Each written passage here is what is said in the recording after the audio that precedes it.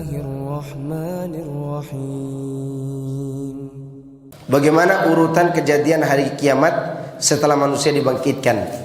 Yang Anda tahu dari riwayat Al-Imam Muslim, ya, dan ini dikaitkan dengan firman Allah dalam surah Az-Zumar, wa nufikha fis sur fasa'iqa man fis samawati wa man fil ardi.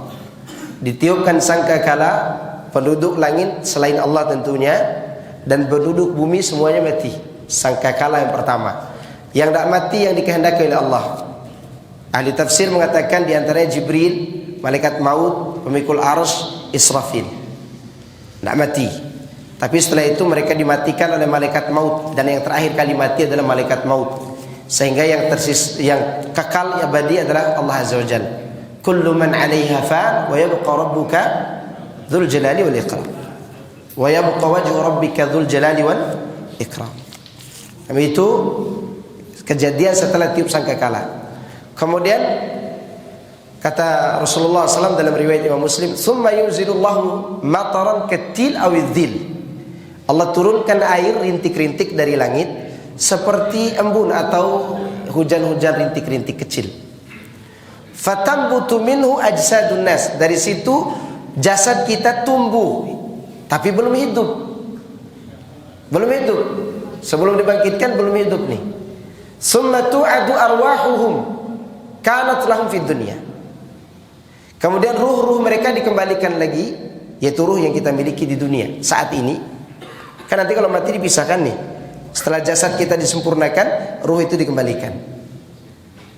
Setelah itu baru ditiupkan sangkakala yang kedua. Maka sambungan dari surat Az-Zumar tadi, summa nufikha fihi ukhra.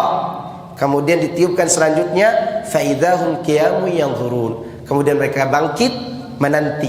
Apa nanti? Menanti panggilan ketiga. Ada yang mengatakan ini tiupan ketiga, seperti pendapat yang dirajikan oleh Syekh Hafidz bin Ahmad Al-Hakami dalam kitabnya Syarah Sulamil Usul fi Mabahith Ilmi Usul,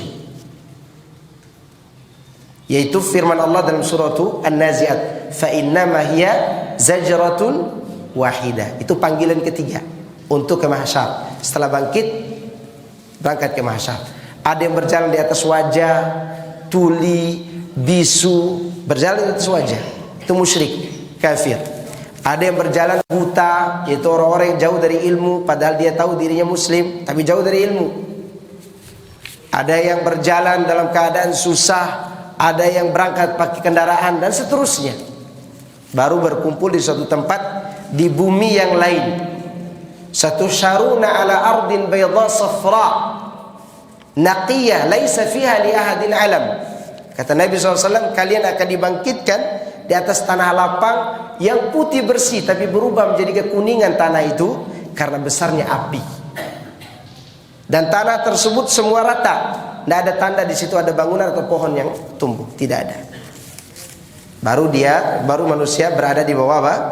Matahari, menunggu datangnya Allah Subhanahu wa taala untuk menghisap hambanya.